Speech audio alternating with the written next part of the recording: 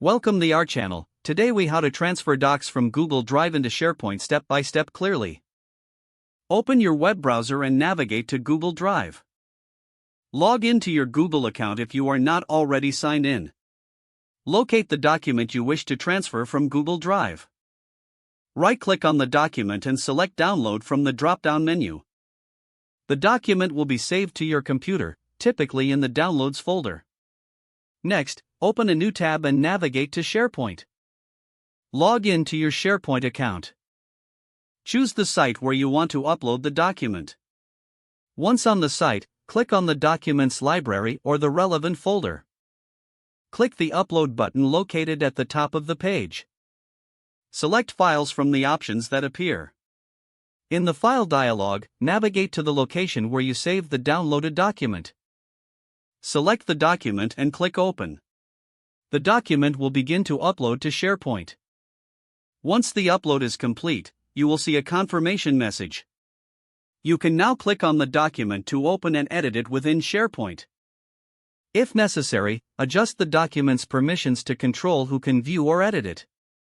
Your files are now successfully transferred from Google Drive to SharePoint. If the page does not load, refresh the browser or try again in a private or incognito window.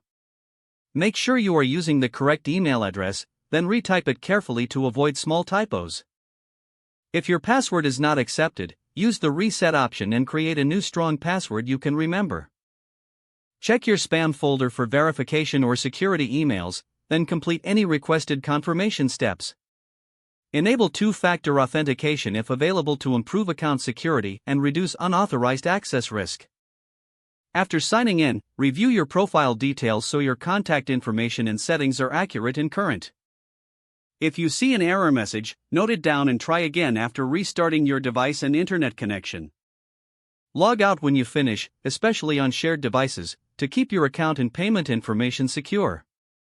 If the page does not load, refresh the browser or try again in a private or incognito window. Make sure you are using the correct email address, then retype it carefully to avoid small typos. If your password is not accepted, use the reset option and create a new strong password you can remember. Don't forget to like this video and subscribe to our channel for more step-by-step tech guides.